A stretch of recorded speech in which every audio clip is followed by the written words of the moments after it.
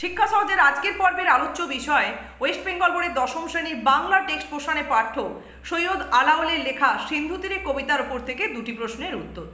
এর আগের একটি পর্বে একদম টেক্সট পোর্শনের প্রথম অংশ থেকে আমরা প্রশ্ন উত্তর আলোচনা করেছিলাম।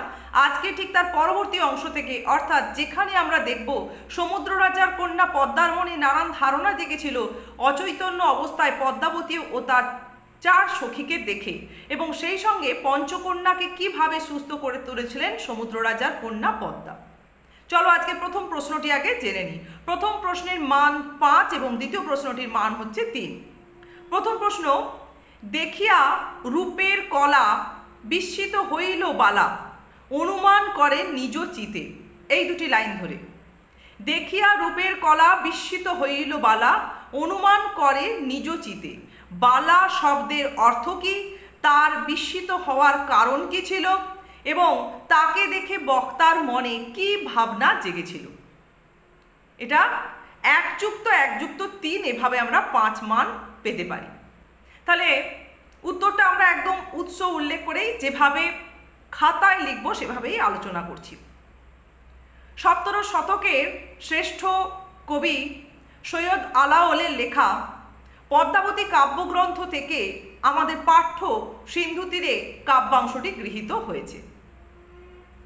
এখানে বালা শব্দ অর্থ হলো কন্যা, এবং বালা বলতে মূলত সমুদ্র রাজার কন্যা পদ্মাকে বোঝানো হয়েছে। এটা গেল প্রথম প্রশ্নের উত্তর। এরপর দ্বিতীয় প্রশ্ন ছিল, তার বিস্মিত হওয়ার কারণ কি। সমুদ্র রাজার কন্যা পদ্মা তার সখীদের নিয়ে এক প্রত্যুষে এক ভোরে যখন উদ্যানে ভ্রমণে বেরিয়েছিলেন, তখন সিন্ধু তীরে এক ভেলা দেখতে পেয়ে কৌতূহল বশত সেখানে দ্রুত উপনীত হন। দেখেন এক অপরূপ কন্যা তার 4 সখীর দ্বারা বেষ্টিত হয়ে ভূমিতে পড়ে রয়েছে।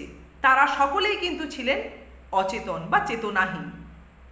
মধ্যবর্তী অপরূপ কন্যার রূপ দেখে, সৌন্দর্য দেখেই মূলত এখানে সমুদ্র রাজার কন্যা পদ্মা বিস্মিতা হয়েছিলেন বা বিস্মিত হয়েছিলেন।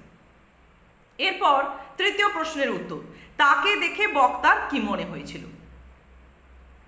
আলোচ্য পাঠ্যাংশে আমরা দেখি সমুদ্র রাজার কন্যা পদ্মার মনে সেই 4 সখী বেষ্টিতা অপরূপ কন্যাকে দেখে স্বর্গের অপ্সরার তুলনা জেগেছিল। তাকে তার সৌন্দর্য দেখে যেমন বিস্মিত হয়েছিলেন, ঠিক তেমনি তাকে অপ্সরার সঙ্গেও তুলনা করতে পদ্মা দ্বিধাবোধ করেননি। তারপরেই তার মনের মধ্যে জাগে শুধু অপ্সরা নয়, তিনি মনে হয় স্বর্গের কোনো গায়িকা ছিলেন। ইন্দ্রের শাপে স্বর্গভ্রষ্ট হয়েই মনে হয় তার আজ এই অবস্থা হয়েছে। ঠিক পর মুহূর্তে পদ্মার মনের মধ্যে এক অন্য ভাবনা এসে হাজির হয়। সেই পঞ্চকন্যার যে অপলক চাহনি, অচেতন অবস্থা, তাদের কেশ এবং পোশাকের যে অবিন্যস্ত অবস্থা, সমস্ত কিছু দেখে তিনি মনে করেন যে এক প্রবল সামুদ্রিক ঝড়ের সম্মুখীন তারা হয়েছিলেন। তাদের নৌকো হয়তো ভেঙে গিয়েছিল, যে কারণে তারা ভেলায় ভাসতে ভাসতে অচৈতন্য অবস্থায় এই তীরবর্তী স্থানে উপনীত হয়েছেন। তাছাড়া পদ্মার মনে আরও জাগে সেই মধ্যবর্তী সুন্দরী কন্যার শ্বাস প্রশ্বাস চলছে কিনা পরীক্ষা করতে গিয়ে যেন সেই কন্যা এক চিত্রসম বা পুতুলের মতো তার সৌন্দর্য। এভাবেই আমরা সমুদ্র রাজা কন্যার মনে সেই অচৈতন্য পঞ্চকন্যা তথা মধ্যবর্তী অপরূপ কন্যাকে দেখে ভাবনা জাগ্রত হতে দেখি। এটাই গেল আজকের প্রথম প্রশ্ন, এবং যার মান রয়েছে 5, তার উত্তর। এরপর চলো আজকে আমরা দ্বিতীয় প্রশ্নটি কি রয়েছে দেখি, একদম শেষ অংশের উপর থেকে। চিকিৎসিমু প্রাণপণ, চিকিৎসিমু প্রাণপণ, কার চিকিৎসা করা হবে এবং চিকিৎসা করার বিবরণ দাও। 17 শতকের শ্রেষ্ঠ কবি সৈয়দ আলাওলের লেখা পদ্মাবতী কাব্যগ্রন্থ থেকে আমাদের পাঠ্য সিন্ধু তীরে কাব্যাংশটি সংকলিত হয়েছে।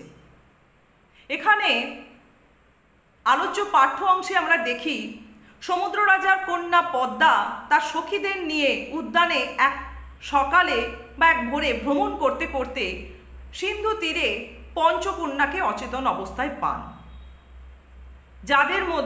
যাদের পরিচয়ে পদ্মা অবগত না হলেও আমরা কাহিনী সূত্র থেকে অবগত তারা মূলত ছিলেন সিংহল রাজকন্যা পদ্মাবতী, চিতোরের রানা রত্নসেনের যিনি বিবাহিতা স্ত্রী এবং তার 4 সখী।